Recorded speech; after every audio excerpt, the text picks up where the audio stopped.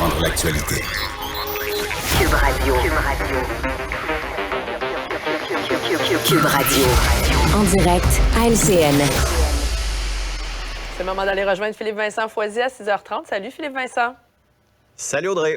Bon, la SAQ, ça va peut-être se régler aujourd'hui. Il y a le plan d'action pour réduire les files d'attente qui entre en vigueur. On va ajouter des employés, des heures prolongées, entre autres. Est-ce que tu penses que ça va faire une différence? Ben, j'espère. Sincèrement, je le souhaite grandement parce que on l'a vu depuis plus de 10 jours à quel point c'était compliqué. C'était le bordel, des heures et des heures d'attente pour des gens qui n'arrivaient même pas à recevoir des services. C'est Passeport Canada à nouveau. C'est juste que du côté du gouvernement du Québec, on a réagi. On s'est réveillé beaucoup plus tôt que le gouvernement fédéral. François Legault a sorti la semaine dernière en disant que c'était inacceptable. Geneviève Guilbeault aussi, comme ministre des Transports, a pris les choses en main, a forcé la SAQ à agir. Tant mieux. Tant mieux parce que ce qu'on sentait la semaine dernière, c'est oui, c'est grave, là, c'est plate, mais regardez, fin avril, on va régler tout ça, là, puis les gens ont juste pas aller en ligne. T'sais, ça avait comme pas de bon sens de remettre ce fardeau-là sur les épaules des gens, alors que là, la SAQ s'est réveillée, va engager du monde. Ça, cet effet-là, on risque de le sentir un petit peu plus tard la semaine prochaine, parce qu'il faut encore les former, ces gens-là. On va aussi avoir plus d'heures d'ouverture. Ça va aider. Est-ce qu'on va ouvrir le dimanche prochain, par exemple, ailleurs qu'à Thetford Mines? Parce qu'il y en a beaucoup durant la fin de semaine qui se regardent en se disant « Oh, on a un problème. » On va faciliter la création de comptes. Donc, déjà là, en partant, ça va peut-être aider certaines personnes qui n'avaient pas leur rapport d'impôt, qui n'avaient pas les numéros nécessaires. Ça prenait quand même 4 pièces d'identité. C'était un peu compliqué. Les gens trouvaient ça un peu laborieux. Exact. Là, j'ai une question quand même que beaucoup m'ont posée en ligne, celle des parents qui ont des jeunes enfants de 18 ans, de 16 ans, qui viennent d'avoir le permis, par exemple, qui n'ont pas encore un vrai permis de conduire, mais qui auraient obtenu la certification pour pouvoir le faire. Est-ce qu'ils vont être en mesure d'aller faire leur demande de permis de conduire? Il va falloir qu'attendre. Ça entraîne des retards avec les compagnies qui donnent des cours de conduite. Donc, est-ce que là-dessus, on va aussi avoir trouvé une façon d'aider ces jeunes-là? Parce que tantôt, je vais avoir un des porte-parole, on va pouvoir lui poser la question. Oui, bien, on verra effectivement si ça fait une différence sur le terrain. Parlons du scandale des initiations dans le monde du hockey. Maintenant, tout ça a eu raison du commissaire de la JMQ, Gilles Courteau, qui a démissionné. Bonne décision? Ben, c'était la chose à faire rendu là. C'est la ligue où Gilles Courteau, ça a été le circuit Courteau longtemps, mais ça ne reste que c'est pas sa ligue à lui, c'est la ligue des joueurs, la ligue de ces équipes-là.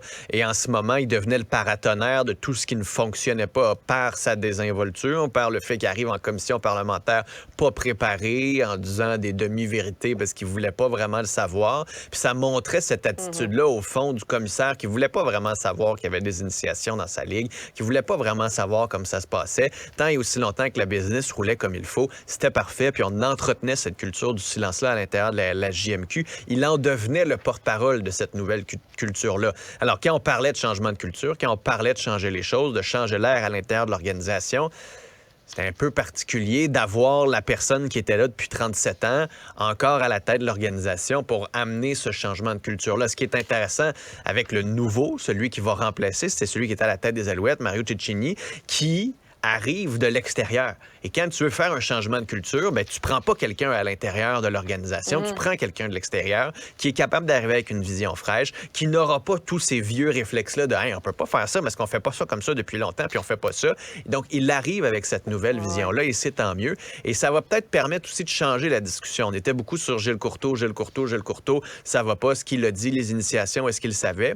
Alors que là, on peut penser à qu'est-ce qu'on va faire pour l'avenir, qu'est-ce qu'on va faire pour les initiations peut-être, mais aussi pour la violence dans le hockey, pour les jeunes, comment on peut améliorer cette ligue-là aussi à plus long terme. Puis juste en terminant là-dessus, quand même un peu absurde qu'au Québec, on ait autant parlé d'initiation et qu'on ait eu la tête du dirigeant de la JMQ, alors que dans le reste du Canada, on a l'impression qu'on vit dans un autre monde comme si de rien n'était, comme si ça touchait juste le Québec, ces initiations-là, alors qu'au contraire, ça a touché énormément d'équipes aussi canadiennes. Oui, absolument.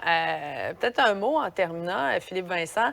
On a tendance à l'oublier, on dirait, on parle de moins en moins de la COVID, mais la COVID longue est toujours présente. Et là, on dit que les cliniques spécialisées sont débordées. Il y en aurait moins que prévu également.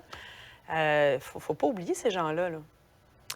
Non, c'est ça, parce que, bon, dans quelques semaines, là, ça va faire 3 ans qu'on a eu le premier confinement au Québec. Puis les gens disent, tant mieux, la COVID est finie, mais pour certaines personnes, la COVID n'est toujours pas terminée parce qu'ils l'ont eu. Ils ont eu Omicron, ils ont eu même le premier variant.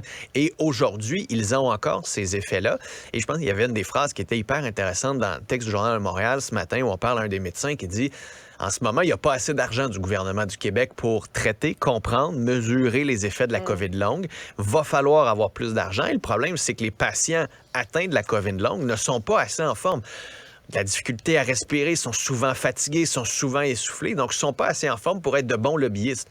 Alors, à un moment donné, il ne faut pas qu'on oublie ces gens-là. Voilà. Ça touche près de 10 de la population au Québec qui a eu la COVID. Alors, ne les oublions pas. Travaillons pour trouver des solutions là-dessus. C'est jamais s'il y a une autre vague. Ça aurait pu être vous aussi. Alors, c'est un bon pensez-y bien ce matin là, de ne pas oublier et de ne pas faire comme si la COVID était terminée pour tout le monde. Là. Merci, Philippe Vincent.